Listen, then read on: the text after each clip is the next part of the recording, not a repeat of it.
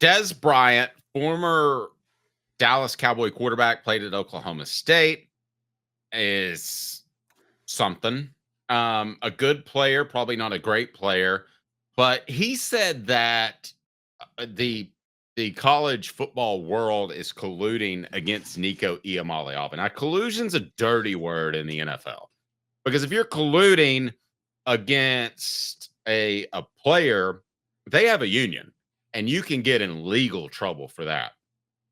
Colluding is tough to prove because theoretically I could collude with other media members to keep Joe, Bob, Harry, whatever his name is, out of the media world.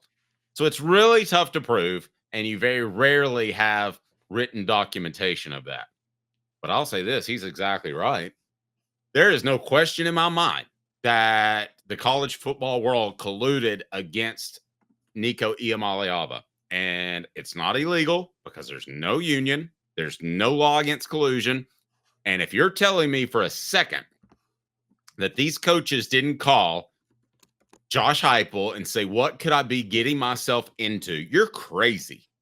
So let's say there are 2 or 3 destinations. Oregon already told him no, reportedly.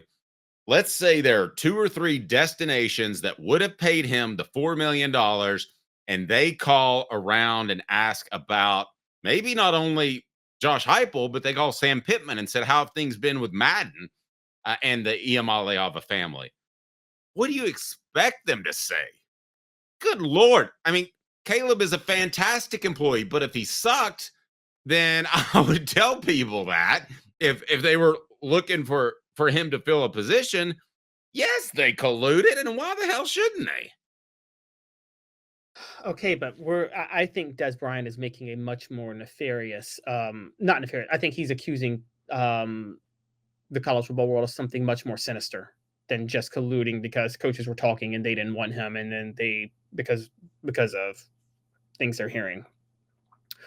I think he's implying that coaches and athletic directors and collectives saw this as not collectives because they get paid. Coaches and athletic directors saw this as an opportunity to reset the NIL market. And okay, well, then it should be reset. There's no way in God's creation that he should be getting $4 million and he's a middle of the pack SEC quarterback. Right, I agree. But there is a hint that, I mean, there is a level of illegality in doing that. Like, there's a level of illegality if you're all colluding to specifically not pay this person what you otherwise would have. Now, to prove it is hard. Okay, and you're right. There's probably no way to possibly prove it unless there's emails. But like, unless but like, what if like if Josh Heupel and who was looking at Nico Iamaleava? Let's say hypothetically Lincoln Riley were emailing each other. And Bill Belichick was in the email. Let's just name some coaches. Name some coaches, Dave. Josh Heupel, Bill Belichick, Lincoln Riley, the Tulane coach. And they all say, hey, guys, we're all getting screwed in these negotiations with NIL. Let's all not sign. Let's all agree to not pay him more than $2 million because this is our chance to reset the NIL market for everybody. If that comes out, then theoretically Nico Iamaleava could sue for collusion. Now, did that happen? How? There's no union. You can still there are still rules against collusion. I mean, antitrust violations in general don't. There was no collusion. I mean, there was no union when the athletes sued the NCAA over the rights to NIL to begin with. You could claim antitrust. Would it go anywhere? I don't know. Maybe, but it's definitely possible that could have happened.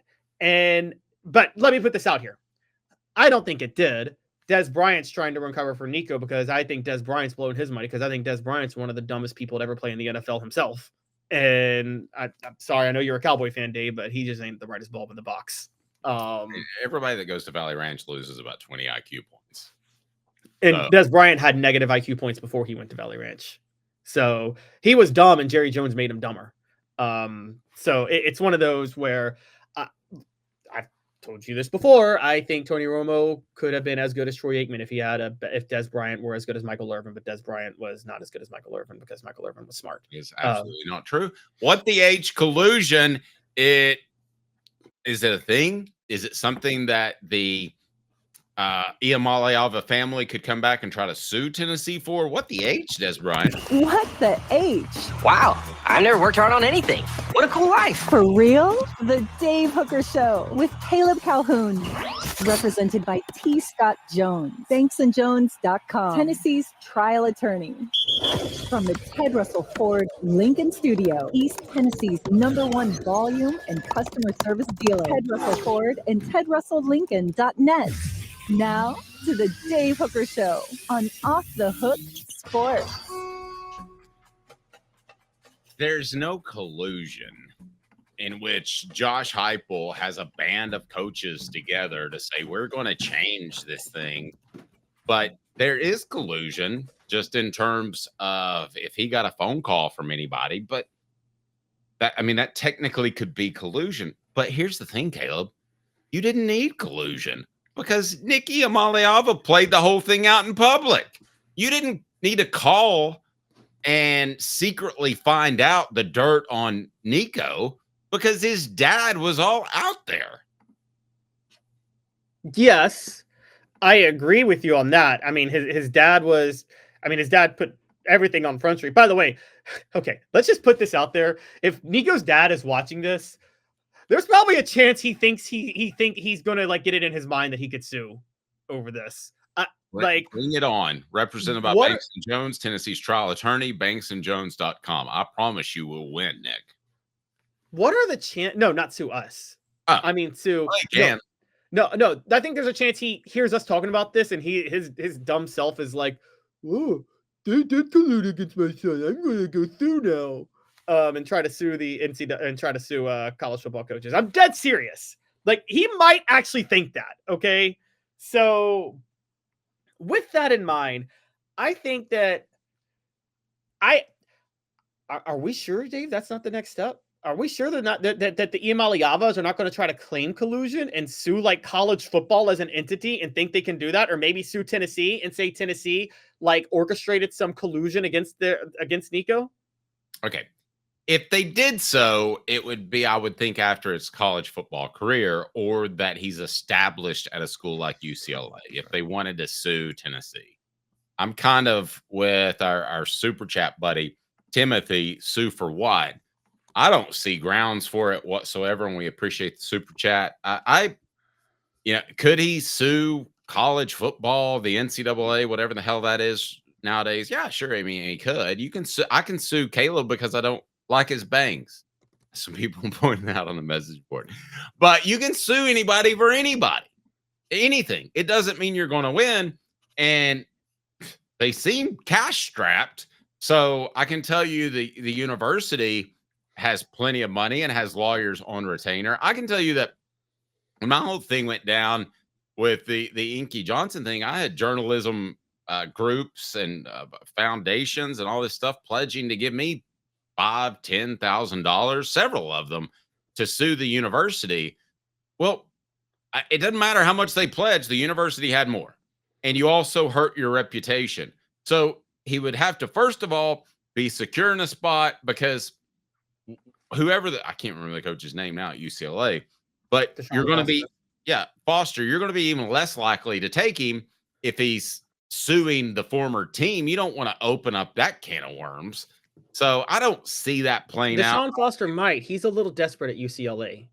I think he's a little. Look, I like Deshaun Foster as a person. I think he's a good guy, but this is a former running backs coach who was promoted to head coach for a position he wasn't prepared for. And I mean, and to remind everybody, because Chip Kelly made the odd move to suddenly be the offensive coordinator at Ohio State. Yes, mid-off season, Chip Kelly bolts UCLA to become Ohio State's offensive coordinator. UCLA, in a scramble, promotes Deshaun Foster to head coach from running backs coach. He wasn't prepared for the position. He's not ready for it. I don't think he's head coach material myself. But Dave, what are you going to do? You can't blame the guy. You get the head coach offer, you take it, right? I mean, so you don't. But he's. I think, yeah, exactly. He had to know deep down he wasn't ready, but he's going to take the job. Right. You're going to take the job. Now, so Deshaun Foster, I think, took the job. I kind of feel bad for him because, again, I don't think I think he's a little bit, I think he's insecure. I think he's desperate somewhat to try to, make a splash. So I think Deshaun Foster would still stick with Nico, even if this lawsuit or anything like this blew up. But just to give you guys a quick history lesson on the way this worked out. Well, of course he would stick with him if they've already signed an agreement. Right. That's what I mean by secured settled. The reason they would sue is they would hope something comes out in discovery. So just to give you a quick history lesson on this, I don't care how you feel. I'm sorry, guys. Did not mean to cough like that, but I don't care how you feel about them. I'm not here to debate. Crack smoking. I'm not here to debate like the whole national anthem debate controversy, but the Colin Kaepernick lawsuit against the NFL. The reason Colin Kaepernick won was because in discovery, he sued. Basically, he took the knee, did all that, and then he didn't get signed by anybody in the offseason. Now, you could easily have claimed he didn't get signed because he was a 2-year backup quarterback, wasn't that good, and also was a distraction. There's plenty of reasons to not sign him. But the reason he won was because in discovery, I think it was the Bills owner and one other owner, like stupidly communicated with each other over why over an agreement to not sign Colin Kaepernick, which is why he was able to claim collusion. So the argument that the reason that the Iamaleava family might sue is they would hope that they could get lucky that in discovery, they find some exchanged emails between like Josh Heupel and I don't know, Lincoln Riley, like I said, to say, hey, let's not offer this, let's agree to not do this. And then in discovery, all of a sudden, Nico could claim collusion and then there'd be a settlement. So again, that's what happened with Kaepernick, because Kaepernick, the NFL owners were on solid footing to not sign him. But they were so stupid that a couple of them communicated with each other about not signing him, and that came out in discovery, which was why he was able to settle with the league, which is proof that so many owners are not the brightest bulbs in the box. Yeah, I don't see a lawsuit coming because the chances are, sure, something could come up in discovery, but the chances are you're going to spend 6 digits or more on suing the University of Tennessee or whoever you're suing, the NCAA, for collusion or whatever the case may be, but probably going to lose that. And ultimately, the University of Tennessee can lose $1 million and not even skip a beat. Whereas the Iamaleava's family, unless they're signing the contract I'm not aware of at UCLA, they lose $1 million. That's a lot of money. Yes, it is. It is a significant amount of money, and we don't even know. Like, I mean, again, all of this could come into the issues for his NFL draft stock too. So, I mean, there's a lot of reasons, and I get people on the message board saying that the difference it's a lot harder because the NCAA is not unionized. I get your point on that, but you can still sue for collusion without unionization. As a matter of fact, unionization provides a few more antitrust protections for the business than otherwise would. Just to give you an example real quick, like not a full example, but Dave, you know this, it's easier for a business to violate antitrust laws if their employees are unionized, right? Right. At that point. Yeah. So unionization actually favors the businesses in court cases about antitrust lawsuits because they can make the claim that their employees are unionized. So you actually are on more solid footing when you're not unionized, because then you can truly claim antitrust violations. Let's bring in Timothy's super chat. What is that, Caleb? We adults, Timothy says, we adults need to grow a backbone. A lot of coaches that are professional are close and have been warning each other for years, per the real coach JB. Who's JB? Timothy, let us know. End of that means, but yeah, I mean, they all talk. I was watching the latest episode of Theo Vaughn, and it had Lane Kiffin on it, which is pretty entertaining. We're going to break down some of that tomorrow. We're just too busy with Nico talk. But he has what would you call it? A message chat room? What is it called when you have a podcast? No, when you like, if I have Caleb and other people on a group chat, Okay. You know who's on that group chat? Jimbo Fisher's been on that group chat. Kirby Smart's on that group chat. Lane Kiffin is texting those guys. These coaches talk all the time. You think they go home and they absolutely hate each other That's not most oftentimes the case. Most oftentimes the case is they know each other, they empathize with what they're going through, especially now with the NIL portal. So, was there collusion? I think there probably was. But I don't have any problem with it, and I don't think it's provable. But was the collusion Heupel telling coaches interested, guys, you don't want him, he's going to be a problem, his dad's a problem? Or was it, hey, guys, if we all agree to not sign this player for more than $2 million, we can devalue, we can reset the NIL market? Because the former is not illegal. The latter is. All right. So I don't. Yes, go ahead. Yeah, have you Timothy's super chat? I have not. You guys are on Last Chance U, Coach JB Independence. Oh, he's talking about Last Chance U. Okay. That school in Mississippi that has helped revive a lot of careers, basically. I know what you're talking about. Listen, collusion, yeah, probably, but that's going to be way hard to prove. I mean, whether it was unintentional collusion, I don't think it was anybody saying.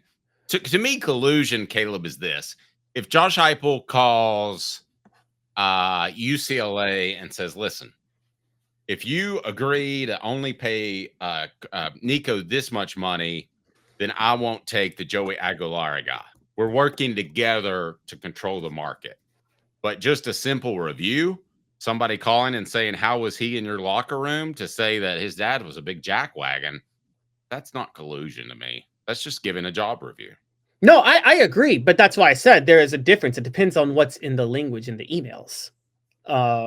So, and also, here's the other part of lawsuits. This is one of the things that and Dave, you know this, you've covered lawsuits. One of the biggest reasons people settle in lawsuits is because while they actually could win the lawsuit that itself, things that might come out in discovery, they don't want those things to come out just for humiliation or whatever. Like one of the biggest reasons, like I said, Kaepernick won his lawsuit is I think the NFL didn't want certain things to come out in discovery, honestly.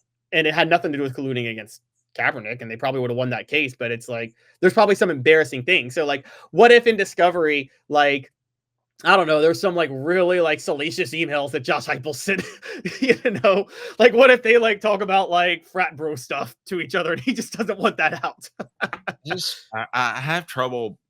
I don't see how this could even possibly be collusion, even though it is. I don't see how it could be illegal. Illegal collusion, like official collusion in court. Yeah, I don't see that. Do you see any possibility that could happen? No, I don't. And I mostly don't see it because Des Bryant's the one who claimed it. And like Des Bryant is just not a bright person, like I said. Stupid people say smart things.